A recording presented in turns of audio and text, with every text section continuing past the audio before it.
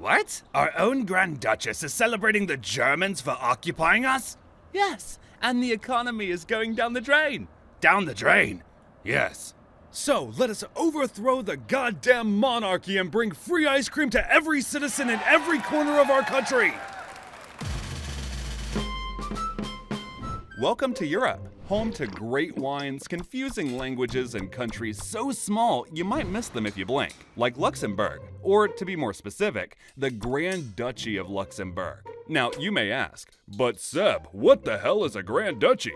Well, good that you ask. A Grand Duchy is a territory ruled by a Grand Duke or Grand Duchess. It's a rank in the hierarchy of feudal states, higher than a duchy but generally lower than a kingdom.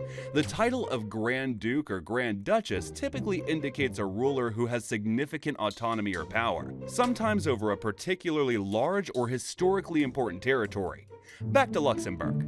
For centuries, these guys have been pushed down by all the big kids on the playground, like you. Except you might be even bigger. But in 1867, everyone said, Okay, let's make a deal. Luxembourg just gets to be neutral. Yay! And when the First World War broke out in 1914, Luxembourg was all like, yeah, I'm just gonna sit this one out, guys. And tried their best to stay neutral. Knock, knock. Who's there? We are. We are who? We are here to stay. Despite their efforts to remain neutral, Germany decided to pay Luxembourg a quick visit. And even with these uninvited guests, the people of Luxembourg kept their culture well alive. But all that fun had its price. The strain of war weighed heavy on the local population, leading to economic difficulties and socio-political tensions within the country. Madam Duchess, the Germans have occupied all our territory! Yay! The Grand Duchess of Luxembourg, Marie Adelaide, made herself deeply unpopular for her perceived support for the German occupation during the time, so things weren't looking so good. And then, during the not-so-welcome stay, the Germans had a bright idea. They sought to Germanize the Grand Duchy. Okay, children, today we are going to learn German. Are we? How about we learn some Luxembourgish instead? Yeah, absolutely. Luxembourgish sounds like a great idea to me. Let's learn that instead. So it was safe to say the people of Luxembourg didn't really like this idea. And economically, the war strained Luxembourg's industry and trade relations. Before the war, Luxembourg and its steel industry were besties with France and Belgium. But our German friends had other plans and yanked Luxembourg's economy toward the Central Powers. Anyone want some steel? Pre-war prices. I miss trading with the French. I miss the French fries. That's Belgium. Oh. So on top of all that, Luxembourg's economy faced an economic nosedive. As the war had ended, Luxembourg's soldiers brought home more than just battle scars. They packed some radical ideas that were already making waves across Europe. You wouldn't believe what I picked up in France. Baguettes?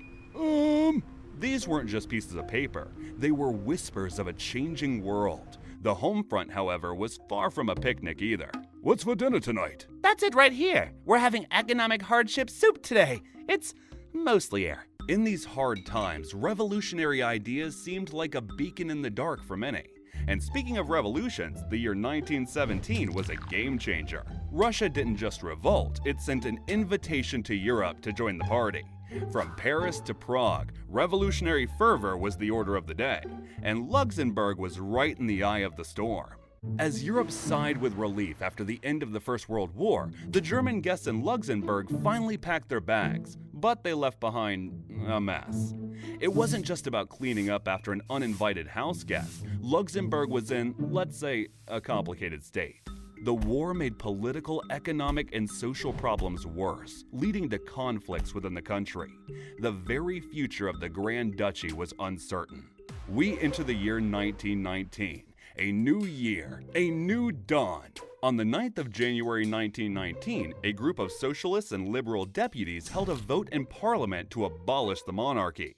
And then they lost the vote. But that didn't stop them. They just made it their own way and publicly proclaimed a new state, the Luxembourg Republic. On the same day, a little bit of collective action was held and a massive strike organized. And even you know something's up when your baker trades his rolling pin for a protest sign. The massive general strike drew in workers from a range of sectors.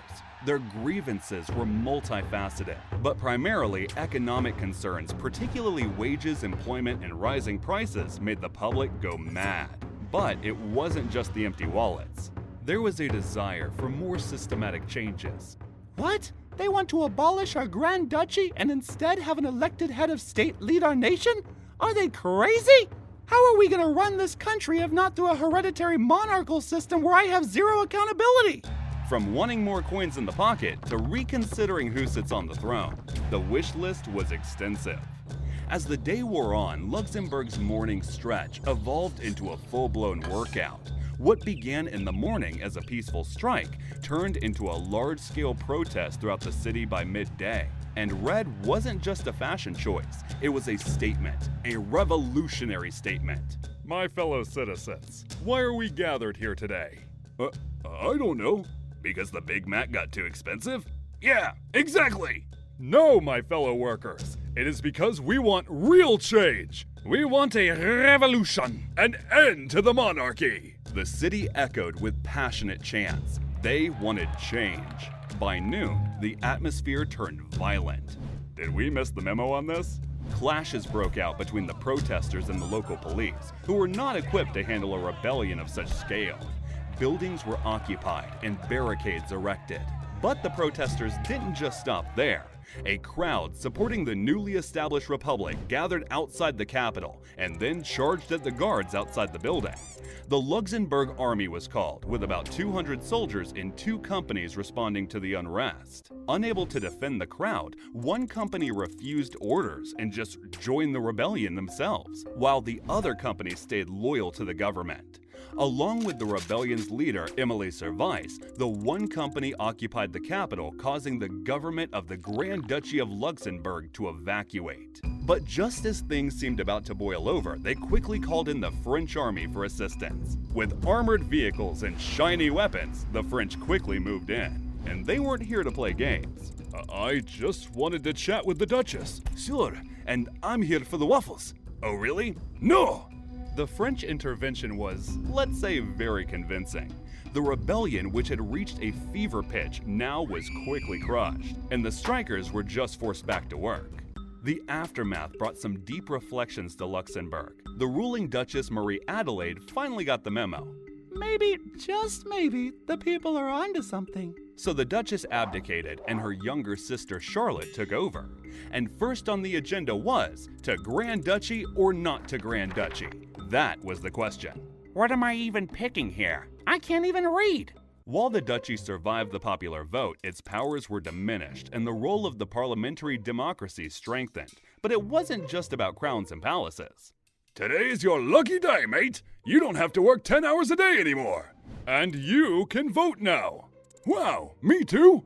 No, not you. To prevent further unrest, the government introduced a series of socio-economic reforms aimed at improving the welfare of its citizens and stabilizing the national economy. And for the average citizen, it meant a shot at a brighter and more stable future. And the Luxembourgish monarchy remains to this very day. I'd like to thank my subscribers on Patreon who make this content possible. A special thanks and shout out to Badger Refounded and Dulles. This type of content is pretty time consuming to produce. If you want to support my channel and help me create more of these videos, please consider subscribing to my Patreon under patreon.com/historywithseth. As a thank you, subscribers receive exclusive behind the scenes content, early access to, and a shout out at the end of every video, and decide what future videos should be about. So thank you for your support.